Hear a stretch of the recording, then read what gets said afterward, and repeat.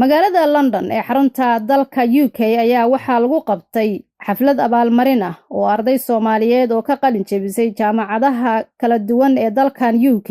xafladda ayaa waxaa ka soo qayb galay xildhibaano ka tirsan dawladda Ingiriiska, waalidiin, ururada bulshada iyo sidoo kale mas'uuliyiin kala duwan. qabanqaabada xafladda ayaa waxaa lahaa bahda Somali British Graduates iyo Councillor Qaasim Cali oo ah hogaamiyaha xisbiga Labourka ee degmada Kensington iyo sidoo kale Chelsea ee bartamaha magaalada London. xafladda ayaa waxaa fududeeyay shirkadda Soomaaliyeed ee Hormuud Telecom iyadoo oo ay ahayd sanadkii afaraad ee qabanayaan xafladda abaalmarinta ardayda Soomaaliyeed ee buundooyinka sare ka gaaray waxbarashadooda, waxaana la soo bandhigay muuqaalo kooban oo ku saabsan horumarka dalka Soomaaliya ay gaartay dhanka warbaahinta iyo teknoolajiyada casriga ah. waxaan jecelnahay caawa inuu noqoto habeen qiimahaas inoogu fadhisa soo dhaweyno dhammaan inta ku guuleysata abaalmarinadan sanadkeenii afraad ee barnaamijka British Somali Graduation Ceremony ama u dabaaldega xafladda qalinjebinta ardayda Soomaaliyeed ee Britain iyo guud ahaan dalka UK. waxa aad adduunka ku soo siyaasay aadna naftaada ku siyaasay ay ku kala geysanta marka nabi sallallahu alayhi wasallam markuu ka sheekeenayo dadka ilaahay ugu jecel yahay waxa way anfa'uhum linnas. At the annual British Somali graduation ceremony as the mayor of the Royal Borough of Kensington and Chelsea. But I'm proud tonight to celebrate the achievements of our British Somali community, a vibrant and warmly welcoming community that plays a key role not only in the life of our borough, but in the life of the UK as a whole. And I think the combined Somali-British flags behind me are testament to that fact here tonight. But we're here to celebrate tonight specifically your achievements in education. And I can't emphasise enough the importance of education for me, for being able to achieve my potential in life and to be where I am today. But it requires a lot of dedication, motivation, determination and all that. It's an honor to be here in front of you this night, speaking to my fellow Somalis. For many graduates, maybe when I came to UK, you are not born. I came to UK 27 years ago. Whenever you hear anybody talking about anything, don't say, oh, I'm so sorry. Just say, I want to feel what you're feeling.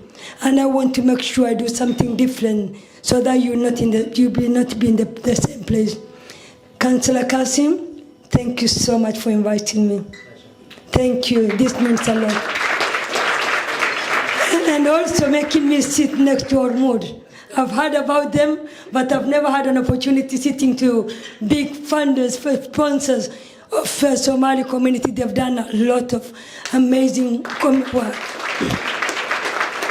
All of the inspirational graduates that will be celebrating the future leaders of this community and of this country.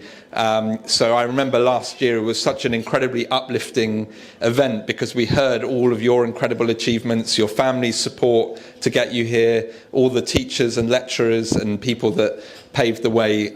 So I can honestly say there are some events as a new MP that you think, oh, do I really have to go to this? But this is one of the ones that is genuinely inspiring, and that's because of all the young people here. So I look forward to meeting you and hearing your stories throughout the evening. Thank you. I'm also delighted to meet the gentleman here from Hormuud. I've been reading about them. I have to say one of the most inspirational business stories, I think, to be in a war-torn country and to connect people through not just telecoms, but also enable money to flow around a country, which in such time...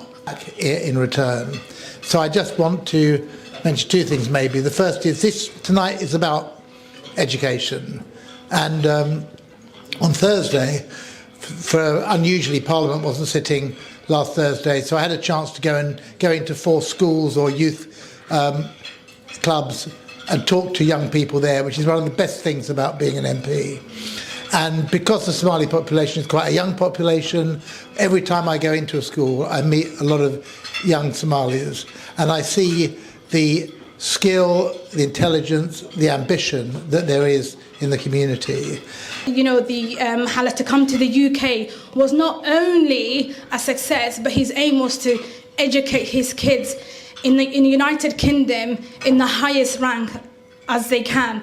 Not only education in uni and being a graduate, but being a good Somali part of society, as well as becoming a British citizen and succeeding in life.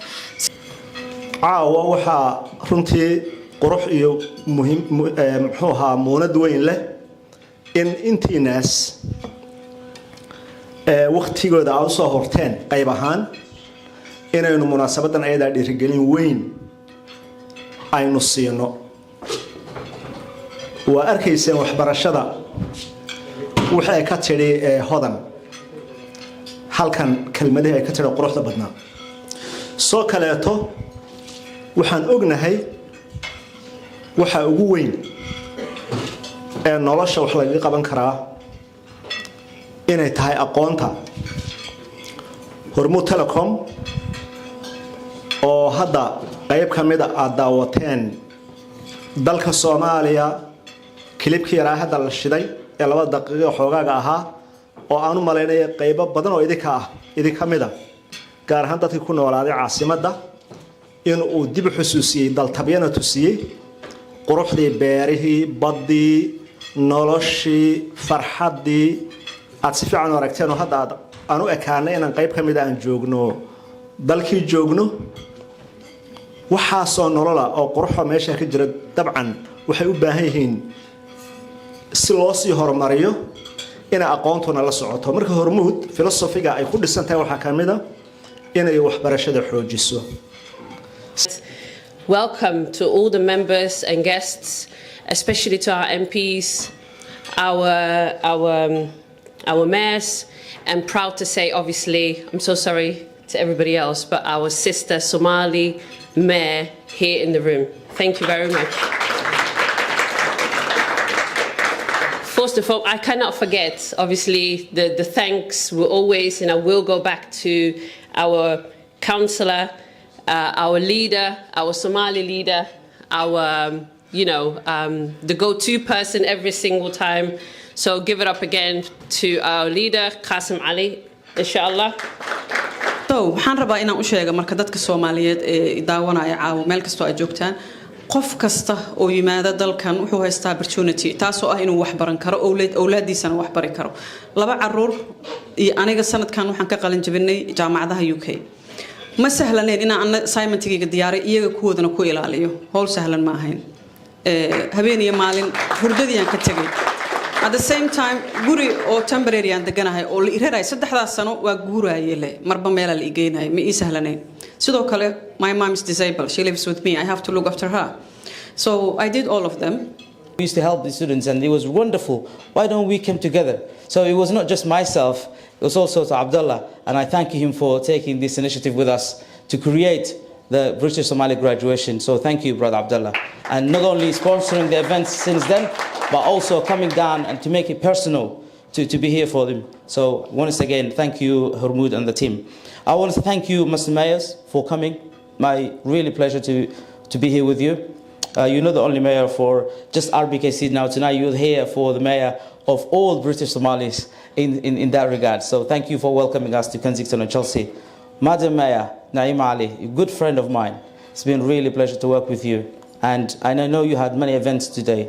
And to come here, you couldn't even speak because you've been speaking at many events. So it's a personal thanks to you. It's really a pleasure for me, for you to come and show us how valued you are to our community and how valued you are to us. So once again, Madam Mayor, London Mayor of Sadek. So please join me to thank the London Mayor and wonderful friend of mine, the mayors, both mayors, for coming this evening. I've mentioned my local MB, Joe Powell. I won't mention again, but thank you, Joe, again. If I may say, it will be great. So thank you very much for being who you are and supporting the local community. Ben Coleman, MB for Chelsea and Fulham. Andy Slaughter, when we were campaigning, I remember MB for Hammersmith and Jessic. The roles changed, but really he's been there forever for the community. And I really thank you for the commitment you've shown and the support for the local community. My fellow councillors, amazing for you to be here. We couldn't invite each and every one of our councillors, but we know your dedication you've shown. Councillor Isa, Councillor Nasser Abi, Councillor Muna Ali, thank you very much for coming from all the way from Northampton to join with us here this evening. For all of you, Councillor Haile, you've spoken already, so everyone knows about you and how passionate you are about education. So I won't mention that again. Delighted, my brothers and everyone else who are representing the communities. We have graduateska iyo ardaydii maanta ku guuleysatay in ay ku guuleystaan British Somali graduates sanadkan 2024 waxaa idin leeyahay hambalyo guusha ay gaarteen sidoo kale waxyaabaha la isku abaalmariyay la ii sheegay waxa waaye not just excellency-ga dhinaca waxbarashada sidoo kale waxqabadka community-ga iyo maxaa la dhahaayay ay ku dhex nool yihiin iyo inay ku soo kordhiyeen community-gaas waxqabad fiican arintaas oo aad u bogaadinayno sidoo kale waxaa rabaa inaan u hambaliyeeyo waalidiintii ilmahaas soo barbaariyay ku dadaalay gaarsiiyeyna maantay in stage-kan iyo xafladan lagu abaalmariyo si khaas ahaan waxaa rabaa inaan u hambaliyeeyo maamooyinka oo doorka weyn si ay ognahay ka qaato in caruurteenna ay gaaraan mustaqbalka wanaagsan aad u mahadsantihiin saaxiibkay Councillor Qasim iyo Baraka iyo dhammaan inta ka qayb qaadatay inuu eventigan sida noogu dhaco idinkana aad u mahadsantihiin xanaan shidane warbaahinta qaranka magaalada London